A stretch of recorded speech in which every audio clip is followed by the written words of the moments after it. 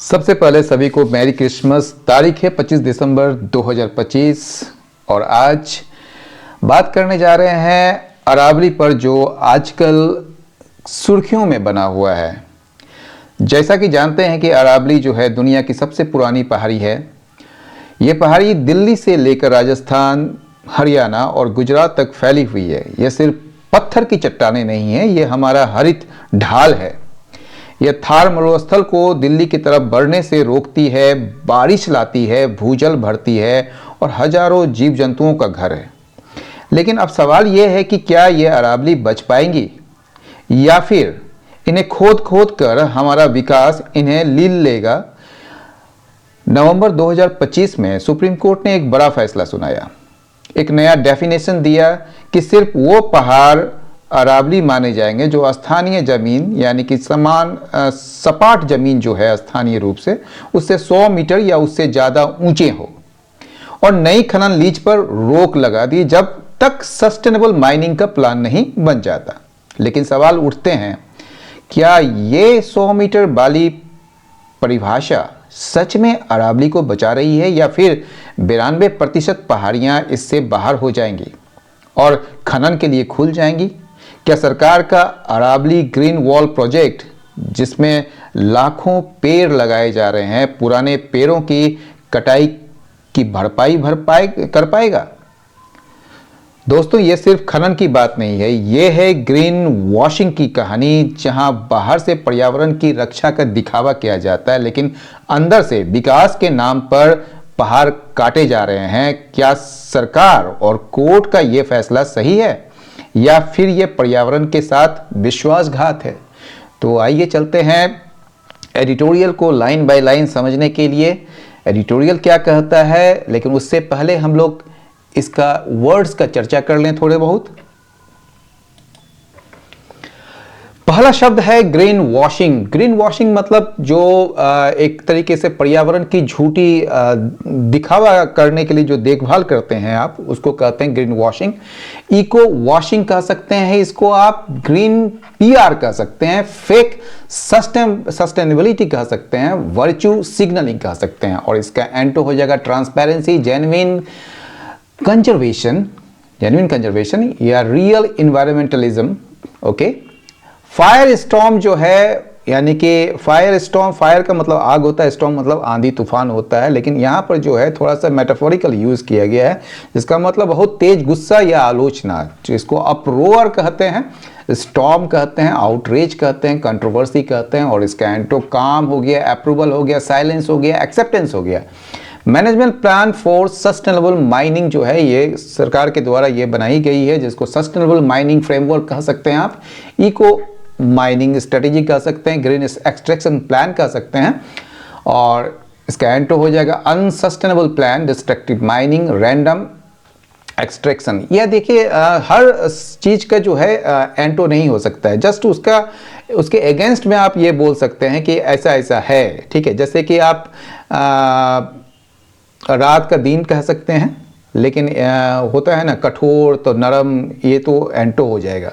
लेकिन कुछ ऐसे शब्द होते हैं जिसके अगेंस्ट में आप कुछ कह सकते हैं। जैसे आप कई सारे वर्ड्स आते हैं, आप क्या कहेंगे उसको, जैसे यहाँ पर कुछ वर्ड्स है जो मैं दिखाना चाहूँगा आपका। चलिए आगे मिलता है तो मैं आपको इसके प्रति आपका ध्यान आकर्षित करूंगा। चलिए देखते हैं। रैम्पेंट माइनिंग जो होता है, रैम्पेंट मतलब व्यापक या अत्यधिक या अनियंत्रित, और माइनिंग तो जानते ही हैं, इसको अनकंट्रोल्ड माइनिंग कहते हैं, एक्सेसिव क्वेरिंग कह सकते हैं, वाइल्ड एक्सट्रैक्शन कहते हैं, और इसको रेगुलेटेड माइनिंग कह सकते हैं या कंट्रोल एक्सट्रैक्शन कह सकते हैं। क्वेरिंग का जो मतलब होता है पत्थर या चट्टान की सतह से कटाई जो होता है, स्टोन कटिंग जिसको कहते हैं, रॉक एक्सकेवेशन कहते हैं, सरफेस माइनिंग कहते हैं। और इसका एंटो हो जाएगा रिस्टोरेशन या प्रिजर्वेशन या फिलिंग, डिफॉरेस्टेशन यानी कि cutting down large number of trees, tree felling कह सकते हैं, फॉरेस्ट क्लियरिंग, लॉगिंग कह सकते हैं। और इसका एंटो हो जाएगा reforestation, afforestation, tree planting. Ground water depletion यानी कि एक्विफायर डिक्लाइन हो गया, वाटर टेबल ड्रॉप हो गया, और इसका एंटो हो जाएगा ग्राउंड वाटर रिचार्ज या water table rise. Ecological sanctity यानी कि नेचुरल प्योरिटी या सेक्रेटनेस ऑफ इन्वायरमेंट, जिसको आप इन्वायरमेंटल प्योरिटी कह सकते हैं, इकोलॉजिकल इंटीग्रिटी कह सकते हैं। इसका एंटो हो जाएगा इन्वायरमेंटल डिग्रेडेशन या पोल्यूशन। डेवलपमेंटल ट्रेजेक्ट्री जिसको कह सकते हैं देश के विकास का रास्ता, ग्रोथ पैथ कह सकते हैं, इकोनॉमिक जर्नी कह सकते हैं। इसका एंटो हो जाएगा स्टेग्नेशन मतलब गतिरोध, रिग्रेशन या डिक्लाइन। इंसेसेंट और इंटरमीडिएट होता है। इंसेसेंट मतलब लगातार और इंसेसेंट में रुक रुक कर, ठीक है। तो कंटिन्यूअस जिसको कहते हैं कांस्टेंट सप्लाई या अनएंडिंग प्रोविजन, इसका एंटो हो जाएगा इंटरमीडिएट सप्लाई या लिमिटेड प्रोविजन। क्रिटिकल मिनरल्स जो होता है वो मतलब महत्वपूर्ण, क्रिटिकल मतलब हमेशा गंभीर ही नहीं होता, महत्वपूर्ण होता है, ठीक है। जैसे आप कह सकते हैं कोई मरीज जो है क्रिटिकल स्टेज में मतलब गंभीर स्थिति में, मतलब वो अब चला जाएगा या रहेगा पता नहीं ये चीज़। तो उसी तरह जो क्रिटिकल का एक और मतलब होता है जो बहुत ही इंपॉर्टेंट होता है, जो स्ट्रेटेजिक मिनरल्स, वाइटल रिसोर्सेज। इसका कॉमन मिनरल्स मतलब कि एंटो हो जाएगा। नॉन एसेंशियल जो है इसका एंटो हो जाएगा। सेंट्रल कॉनंड्रम का जो मतलब होता है main difficult problem, core dilemma या सेंट्रल पैराडॉक्स, इसका एंटो हो जाएगा simple solution, easy resolution. Okay. Enforcement capacity का मतलब होता है ability to implement and enforce rules, यानी कि आपकी जो क्षमता है कोई रूल्स को इन्फोर्स करने को या लागू करने को, उसको इम्प्लीमेंटेशन पावर या कंप्लायंस स्ट्रेंथ कहते हैं। और इसका एंटो जो होगा वीक इन्फोर्समेंट या नॉन कॉम्प्लायंस होगा।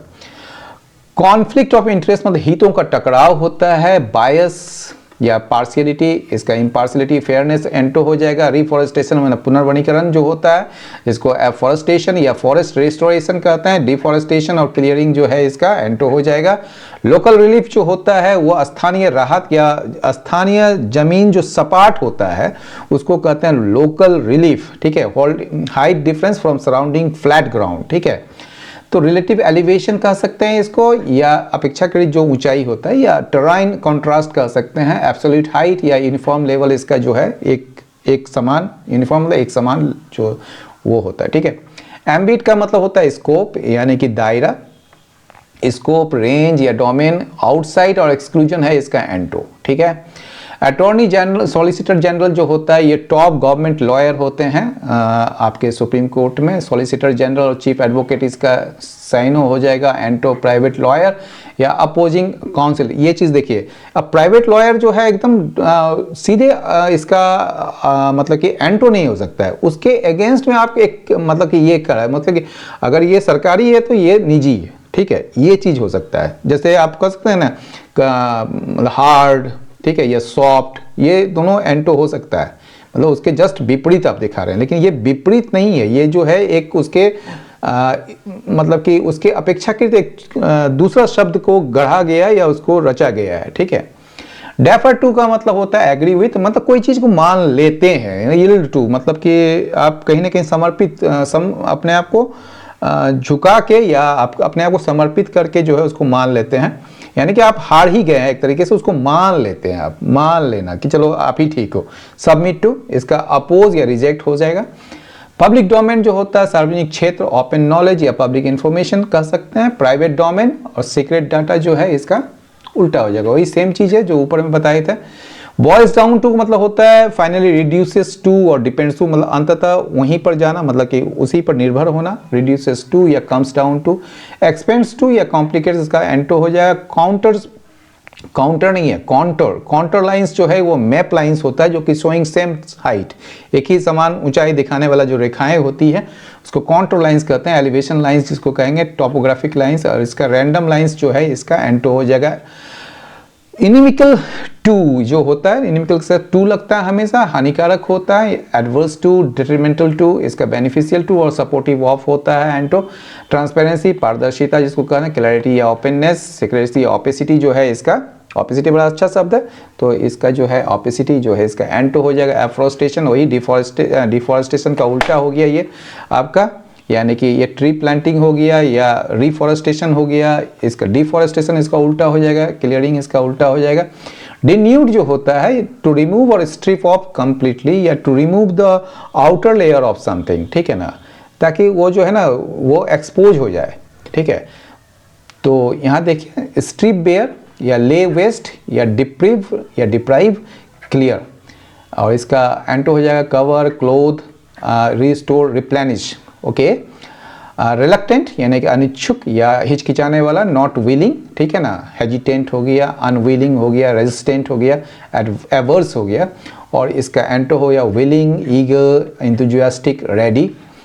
नेवरदलेस का मतलब फिर भी, तथापि, इसके बावजूद, यानी spite of that, however, used to show contrast जहां दिखाते हैं, तो however, nonetheless, still, even so, ये सब आपका साइन हो गया। देयरफॉर, इसलिए, जहां पर आप कारण बताते उसका जो परिणाम बताते हैं, दस, इस तरह, कॉन्सिक्वेंटली, परिणाम स्वरूप, हैंस, ये सब जो है एंटो हो जाएगा। प्रिडिक्टेबल का जो मतलब होता है पूर्व अनुमानित, जो पहले से अंदाजा लगा सकते हैं आप।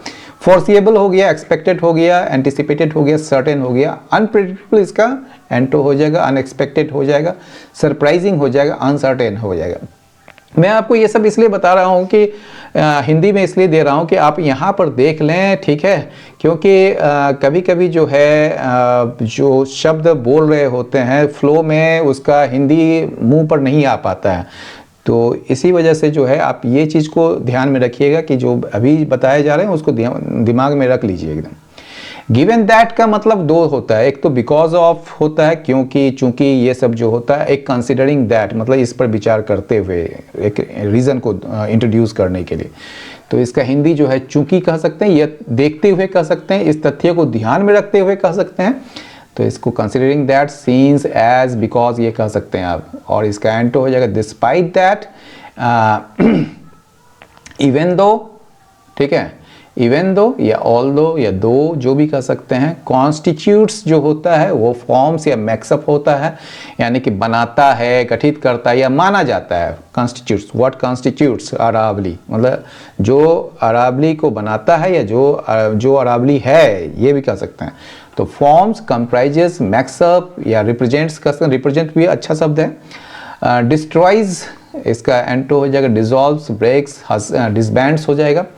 क्राई हॉर्स, खासकर क्राई इटसेल्फ हॉर्स आता है, तो इसमें जो है आप मतलब जोर जोर से जब चिल्लाते हैं या बहस करते हैं, ठीक है, यानी कि अपनी आवाज़ को बहुत ज़्यादा मतलब कि दूसरे के जो है आप उसके रीज़न को, उसके चीज़ों को जो दबाना चाहते हैं और जोर से चिल्लाते हैं, तो shout oneself hoarse, yell loudly, जोर से चिल्लाना। Rant and rave, scream until hoarse, hoarse का मतलब जब गला खराब हो जाता है, हॉर्स हो जाते हैं आप। स्पीक सॉफ्टली, इसका एंटो हो जाएगा विस्पर, फुसफुसाना। स्टे साइलेंट, चुपचाप होना। स्पीक कामली। तो आइए अब चलते हैं हम लोग एडिटोरियल के लाइन में। ग्रीन वॉशिंग जो है आप समझ गए। ग्रीन वॉशिंग का मतलब एक दिखावा जो है, पर्यावरण के देख रेख करने के लिए जो एक दिखावा करते हैं लेकिन करते कुछ नहीं है, वो कहते हैं ग्रीन वॉशिंग, ठीक है। वॉशिंग मतलब एक तरीके से आपके सामने जो है कोई चीज़ दिखावा किया जा रहा है। और ग्रीन तो मतलब जो पर्यावरण होता है, तो ठीक है। Debate on what is Aravalli, ये डिबेट जो है इसका सब्जेक्ट है। ऑन व्हाट इज अरावली, ये पूरा का पूरा ही सब्जेक्ट है, लेकिन मेन सब्जेक्ट है डिबेट। तो डिबेट का जो वर्ब है ये सोज है, ये दिखाता है ये अरावली क्या है, उस पर जो डिबेट है वो दर्शाता है, वो दिखाता है डिस्ट्रस्ट। डिस्ट्रस्ट का मतलब कि अविश्वास गवर्नमेंट के प्रति। गवर्नमेंट के प्रति जो लोगों का अविश्वास है वो दिखाता है। वो किस चीज़ पर है? ऑन इकोलॉजिकल इशूज़, यानी कि जो प्रकृति है, जो पर्यावरण है, उससे जो जुड़े मुद्दे हैं, उस पर जो सरकार का जो स्टैंड है उसको लेकर लोगों की जो डिस्ट्रस्ट है, जो मतलब कि एक अविश्वास है, वो दर्शाता है ये डिबेट। यानी कि लोगों में जो डिबेट हो रहा है वो चीज़ बता रहे हैं। The government has been dealing with a fire storm on the question of mining in the Aravallis. सरकार जो है वो झेल रही है, वो सामना कर रही है, has been dealing with fire storm, गुस्सा, तेज गुस्सा का, on the question of mining, ये जो माइनिंग को लेकर अरावली में जो माइनिंग हो रहा है, अरावलीज है यहाँ पर देखिए, अरावली तो एक ही है, लेकिन अरावलीज का मतलब हो गया जो अलग अलग या कई सारे उसमें जो है पहाड़ियाँ हैं, ठीक है ना, तो इसीलिए अरावलीज भी कहते हैं उसको। तो अरावलीज में जो खनन हो रहा है, जो माइनिंग हो रहा है, उस सवाल को लेकर जो है एक तेज गुस्सा है, उसका गवर्नमेंट सामना कर रही है, उसको झेल रही है, उसको मतलब कि एक तरीके से एक तरह डील कर रही है। और नवंबर 20 नवंबर को क्या हुआ, सुप्रीम कोर्ट ऑफ इंडिया जो है, यानी कि जो अपेक्स कोर्ट है आपका, सबसे उच्च मतलब कि सर्वोच्च कोर्ट जो है, हैड पास्ड, उसने जारी किया, मतलब कि पास किया था एक ऑर्डर को, एक ऑर्डर यानी कि आदेश, एक निर्देश को पास किया था, जारी किया था, जिसमें जो है प्रोहिबिट, ये जो है आपका प्रोहिबिटिंग जो है आपका मतलब पार्टिसिपल है, प्रेजेंट पार्टिसिपल। प्रोहिबिटिंग का मतलब यहाँ पर किसी चीज़ को आप रोकना या मना करना। क्या मना किया गया है? फ्रेश माइनिंग लीजेस को, यानी कि जो नया माइनिंग लीज जो देते हैं ना, ठीक है, किसी भी कंपनी को या किसी को भी इन द रीजन, इस क्षेत्र में, until a management plan for sustainable mining under central supervision was in place. Was in place का मतलब वो चीज होना, यानी कि जब तक, अनटिल का मतलब जो है ना, ये क्लॉज है जिसको, जो टाइम क्लॉज को बता रहा है, जो बता रहा है कि management plan for sustainable mining जो है, यानी कि निरंतर खनन के लिए जो एक मैनेजमेंट प्लान जो होना चाहिए, जो कि सेंट्रल सुपरविजन के तहत होगी, वो जब तक नहीं बन जाता, वाज इन प्लेस में, वो जब तक नहीं बनता है तब तक जो है एक कोर्ट ने एक आदेश पारित किया है, जिसमें जो है फ्रेश माइनिंग लीजेस को इस रीजन में प्रोहिबिट कर दिया गया है, उसको मतलब देने से रोक दिया गया है, ठीक है, उसकी मनाही कर दी गई है। The heart of the controversy, ये जो विवाद है ना, उसके हार्ट में, उसके मतलब मुख्य चीज जो है, ये जो मुख्य विवाद क्या है, इज दैट, यहाँ पर दैट जो है नाउन, मतलब कि दैट क्लॉज है जो कि इंफॉर्मेशन दे रहा है, वो किसके बारे में, ये कंट्रोवर्सी के बारे में, जो रैम्पेंट माइनिंग है, यानी कि एकदम खुलेआम, एकदम आप कह सकते हैं अनियंत्रित जो खनन है, क्वेरिंग मतलब पत्थर की कटाई, पत्थरों की कटाई जो है, या फिर डिफॉरेस्टेशन जो है, यानी कि वनों को जो उजाड़ा जा रहा है, उसको काटा जा रहा है, हैव कॉन्ट्रीब्यूटेड टू का तो मतलब समझते ही है, कॉन्ट्रीब्यूट का मतलब योगदान होना, देना, तो यहां पर कॉन्ट्रीब्यूटेड का मतलब कॉज, उसकी वजह से।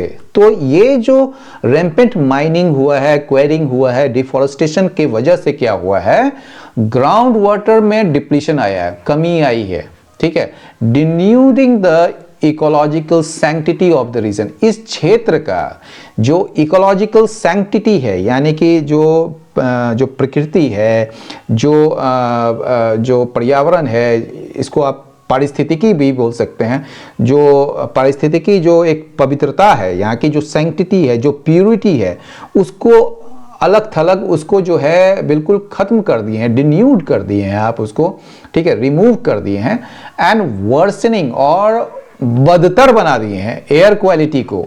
कहाँ पर? दिल्ली और हरियाणा में। तो ये चीज जो है, ये हार्ट ऑफ द कंट्रोवर्सी है, ठीक है। While reluctant to impose a complete ban on mining, कहा जा रहा है कि while मतलब यहाँ पर जो है कॉन्ट्रास्ट बता रहा है, हालांकि जो है कौन है रिलक्टेंट कौन है? रिलक्टेंट मतलब क्या होता है? अनविलिंग, मतलब कि नहीं चाहते हैं या हिचकिचा रहे हैं, टू इम्पोज मतलब लगाना या थोपना, अ कंप्लीट बैन, पूरी तरह से रोक, ऑन माइनिंग पर पूरी तरह से रोक लगाने में हिचकिचा रहे हैं। कौन हिचकिचा रहे हैं? कोर्ट, ये जो अपेक्स कोर्ट है, सुप्रीम कोर्ट, वो हिचकिचा रही है उसमें पूरी तरह से बैन लगाने में। तो कोर्ट्स आर्ग्यूमेंट क्या है, उसकी जो उनका जो तर्क क्या है, is that it will increase instances of illegal mining. इससे क्या बढ़ जाएगा? इंस्टेंसेस, मामले ऑफ इलीगल माइनिंग के मामले बढ़ जाएंगे, यानी कि अवैध खनन के मामले बढ़ जाएंगे। गिवन दैट, क्योंकि इंडिया का जो डेवलपमेंटल ट्रेजेक्ट्री है, यानी कि भारत का जो विकास का जो एक रास्ता जो है, ट्रेजेक्ट्री जो है, उसमें जरूरत है किस चीज की? इंसेसेंट सप्लाई की, यानी कि लगातार आपूर्ति की जरूरत है ऑफ स्टोन का और मिनरल्स का, ठीक है। ये सुप्रीम कोर्ट का तर्क है, ठीक है, इसलिए वो जो है कंप्लीट बैन नहीं लगा रही है। तो फिर जो है ये क्या कहती है? इट मतलब supreme court, it has nevertheless, इसके बावजूद या फिर भी इसने क्या किया है, कहा है that except for government sanction mining, यानी कि गवर्नमेंट के अनुमोदन या गवर्नमेंट के द्वारा जारी जो या गवर्नमेंट जो जिसकी अनुमति दे रही है माइनिंग की, उसके अलावे, ठीक है ना, एक्सेप्ट हो, उसके अलावे या उसको छोड़कर, ऑफ क्रिटिकल मिनरल्स, ठीक है, जो महत्वपूर्ण मिनरल्स हैं, जो खनिज पदार्थ हैं उसका जो खनन है वो खनन क्या होगा, गवर्नमेंट सैंक्शन होगा, ठीक है। तो government sanction mining of critical minerals को छोड़कर there should be a pause, एक रोक लगेगी, एक रोक होगा, ठीक है ना। There should be a pause, pause मतलब रोक। इन डूइंग सो, ऐसा करके मतलब ऐसा करके यानी कि क्रिटिकल जो मिनरल्स का जो गवर्नमेंट सैंक्शन माइनिंग है वो तो आप चालू रखेंगे, लेकिन दूसरे जो अन्य लीज है, जो नए लीज हैं, ठीक है, उसको उस पर रोक लगा दी गई। तो ऐसा करके इट हैज एक्नॉलेज, इसने जो है, इट मतलब सुप्रीम कोर्ट, ये जो है सुप्रीम कोर्ट ने इस बात को स्वीकार कर लिया है। द सेंट्रल कॉनंड्रम, मुख्य समस्या को स्वीकार किया है। वो मुख्य समस्या क्या है, of mining in the Aravallis, Aravallis में जो खनन हो रहा है वही मुख्य समस्या है और उसको उसने स्वीकार किया है। अब ये बता रहा है, ये जो कॉलन है ना, ये उसका डिफाइन कर रहा है, यानी कि उसके बारे में एक्सप्लेन कर रहा है। States have limited enforcement capacity, क्योंकि राज्यों के पास, राज्य कौन का, राजस्थान है, दिल्ली है, आपका हरियाणा है, ये सब राज्य जो है ना, इसके पास लिमिटेड मतलब सीमित इन्फोर्समेंट कैपेसिटी है, यानी कि उसकी क्षमता बहुत कम है लागू करने की कोई भी चीज। एंड गिवन दैट, और इस चीज को देखते हुए, this is a source of state revenue, और इस चीज को देखते यह जो है, ये जो माइनिंग है जो कि गवर्नमेंट सैंक्शन होना चाहिए, ये एक स्रोत है राज्य की आय का, ठीक है। There is a conflict of interest, तब क्या हो जाता है, एक कॉन्फ्लिक्ट ऑफ इंटरेस्ट हो जाता है, मतलब हित टकराने लगती है इन बैनिंग माइनिंग, ठीक है। माइनिंग को अगर पूरी तरह से बैन कर देते हैं तो एक कॉन्फ्लिक्ट ऑफ इंटरेस्ट हो जाएगा। इन द लास्ट ईयर, पिछले साल में या पिछले साल से जो है सेंटर है यानी कि केंद्र जो है, हैज बीन एक्टिवली मतलब सक्रिय रूप से प्रमोट कर रही है the Aravalli green wall project. ये जो एक ग्रीन वॉल प्रोजेक्ट है, अरावली ग्रीन वॉल प्रोजेक्ट, उसको प्रमोट कर रही है, उसको बढ़ाने का कार्य कर रही है। व्हाट इज अनएक्नॉलेज्ड, जो मतलब कि स्वीकार नहीं किया गया है, व्हाट इज अनएक्नॉलेज्ड इन दिस, इसमें जो स्वीकार नहीं की गई है वो क्या है, इज दैट रिफॉरेस्टेशन, जो रिफॉरेस्टेशन होगा यानी कि फिर से वन लगाने का जो कार्यक्रम होगा या जो प्रक्रिया होगी, इन अ प्रिडिक्टेबल वे, प्रिडिक्टेबल का मतलब क्या होता है, जिसका अंदाजा पहले से लगा सकते हैं, ठीक है। तो एक ये पहले से पता है कि ये जो रिफॉरेस्टेशन है यानी कि फिर से जो पुनर्वनीकरण जो है वो मुआवजा मतलब कि क्षतिपूर्ति नहीं कर पाएगा, कंपनसेट नहीं कर पाएगा डिफॉरेस्टेशन के लिए, जिसको आप उजाड़ दिए हैं वन को, जिस वन की कटाई कर दिए हैं उसको, उसकी क्षतिपूर्ति नहीं कर पाएगा। ये पक्का है, ये मतलब कि इसको स्वीकार नहीं की गई है, ठीक है, जो कि अनएक्नॉलेज्ड है।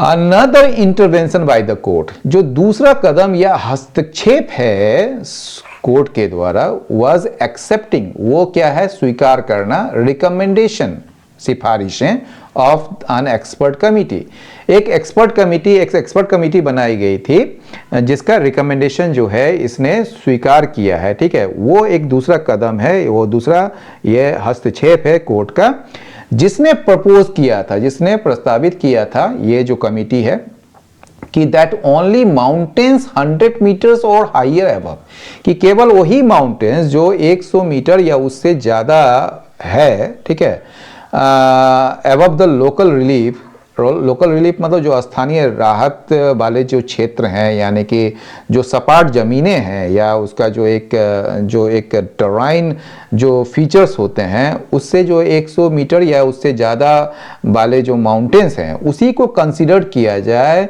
अरावली रेंज के रूप में, ठीक है, अरावली श्रेणी के रूप में या श्रृंखला के रूप में उसी को कंसिडर किया जाए। According to forest survey of India, ये अब बता रहा है, ये देखिए एक दूसरा चीज आ रहा है, वो क्या है, ये बोल रहा है कि ये जो forest survey of India estimate जो है 2010 का, उसके अनुसार दिस वुड मीन, इसका मतलब क्या होगा, दैट 90% ऑफ द हिल्स, ये जो पूरी पहाड़ी का जो 92% जो है वो would be out of that ambit, वो इसको उस दायरे से ही बाहर हो जाएंगे।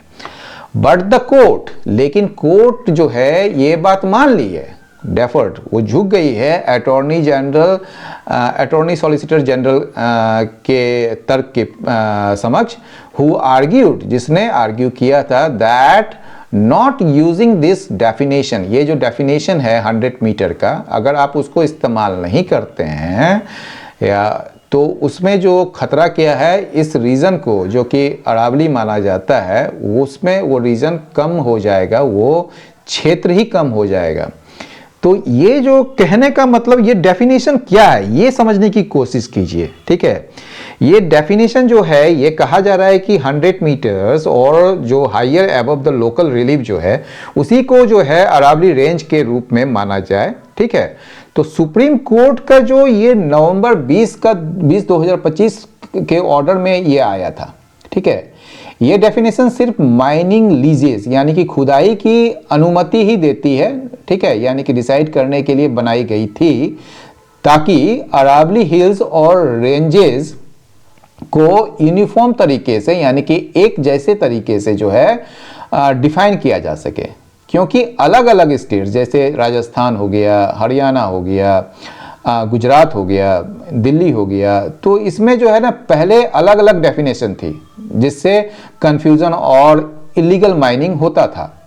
ये डेफिनेशन किसके लिए और क्यों आई, ये सवाल सबसे महत्वपूर्ण है। तो इसका उद्देश्य क्या था कि यह माइनिंग रेगुलेशन, ठीक है, के कॉन्टेक्स्ट में आई थी। ये जो थी वो माइनिंग रेगुलेशन के कॉन्टेक्स्ट में आई थी, उसके संदर्भ में आई थी। सुप्रीम कोर्ट ने एक एक्सपर्ट कमेटी की रिकमेंडेशन एक्सेप्ट की, ठीक है, जो यूनिफॉर्म डेफिनेशन चाहती थी ताकि माइनिंग को साइंटिफिकली कंट्रोल किया जा सके।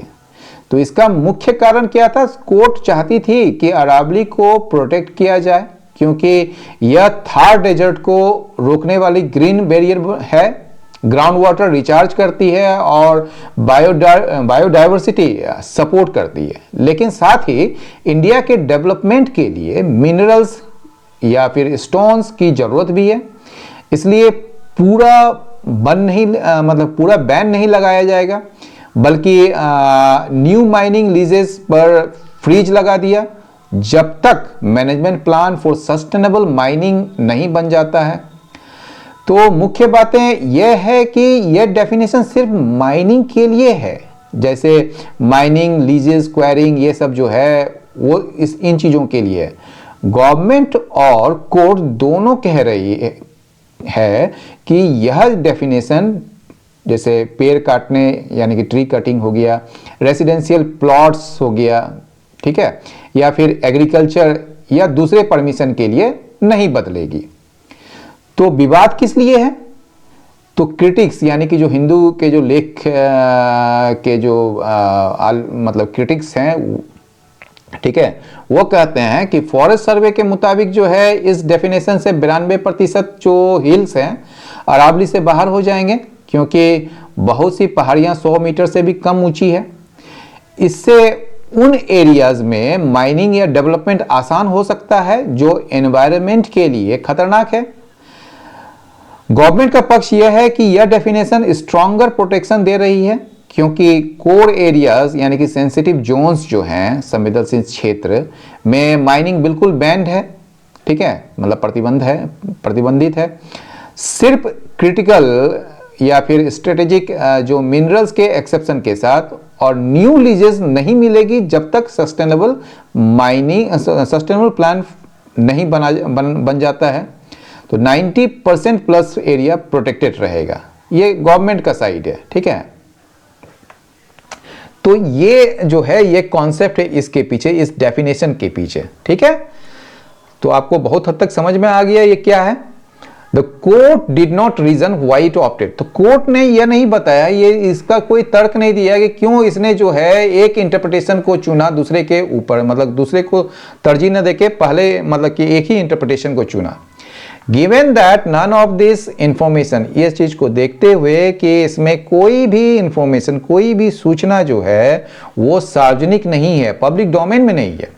Everything boils down to trusting one source, केवल सब कुछ जो है ये डिपेंड करता है, ये मतलब कि निर्भर करता है केवल एक ही सोर्स पर निर्भर करके या ट्रस्ट करके, ओवर द अदर, अन्य की अपेक्षा।